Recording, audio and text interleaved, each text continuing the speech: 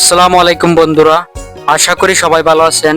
আমি আবারও আপনাদের সামনে নিয়ে এলাম আমার গ্রামের সৌন্দর্য ও বৈচিত্র্যময় দৃশ্যগুলো উপস্থাপনের জন্য আমার গ্রাম পর্বের আরও একটি নতুন পর্ব। তাই আর কথা না বাড়িয়ে চলুন দেখে আসি আমার গ্রামের অপরূপ দৃশ্যসমূহ ও সবুজের সমারোহ।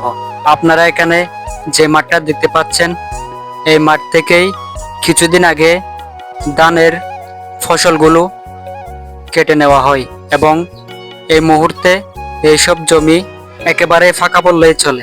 দীর্ঘদিন ধরে এই মাঠগুলো ফাঁকা থাকায় এখানে ঘাসের পরিমাণ খুবই বেশি দেখা যাচ্ছে, যেগুলো গরু ছাগলের জন্য উপযুক্ত খাদ্য।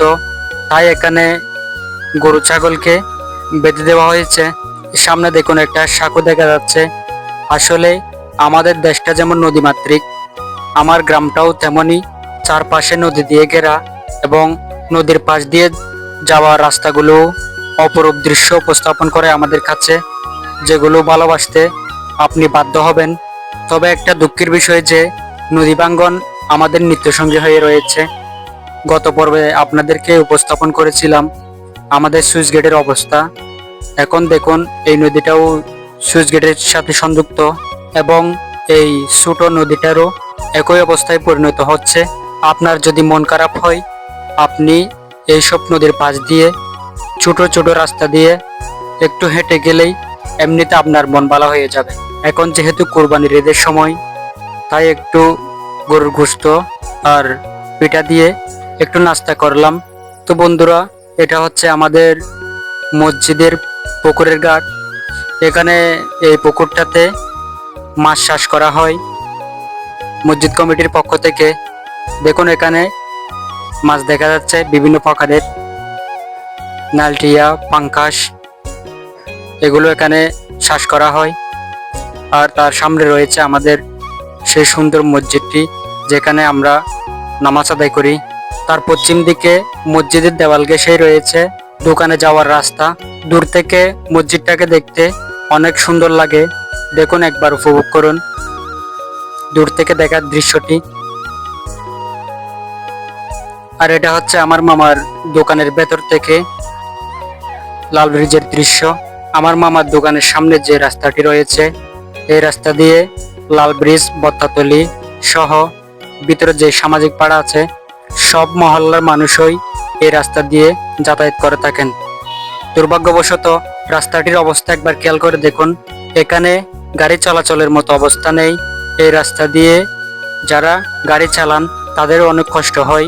আর মামার দোকানের সামনে এটা হচ্ছে সেই সার্ভিসিং, যার সাথে আগের পর্বগুলোতেও আপনাদের সাথে পরিচিত করেছিলাম।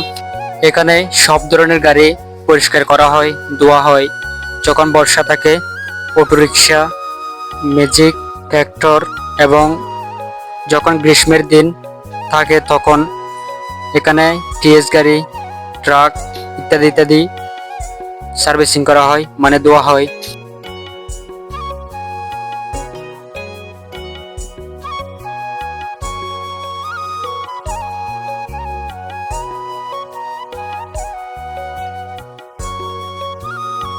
আর বন্ধুরা, এটা হচ্ছে সেই মৌসুম যে মৌসুমে গাছে ফল ভর্তি পরিপূর্ণ থাকে, যেমন কাঁঠাল, আম, লিচু ইত্যাদি ইত্যাদি।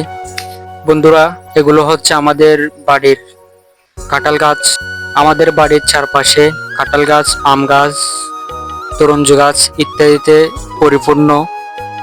আর এটা হচ্ছে আমাদের পুকুর।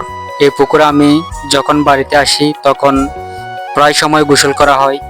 এই পুকুরটি আয়তনের দিক দিয়ে অনেক ছোট হলেও এর পানি খুব ঠান্ডা থাকে, যেহেতু বাড়ির চারপাশেই, পুকুরের চারপাশে গাছপালাই পরিপূর্ণ।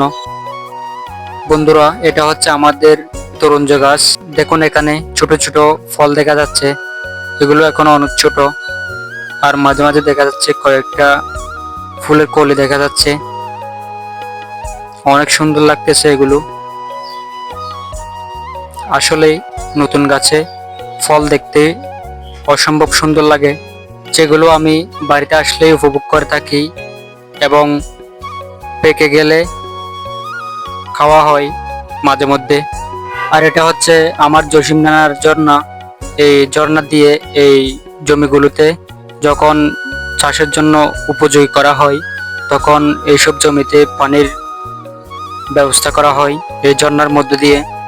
এভাবেই প্রবাহিত হয় আমার গ্রামের ঋতু প্রকৃতি।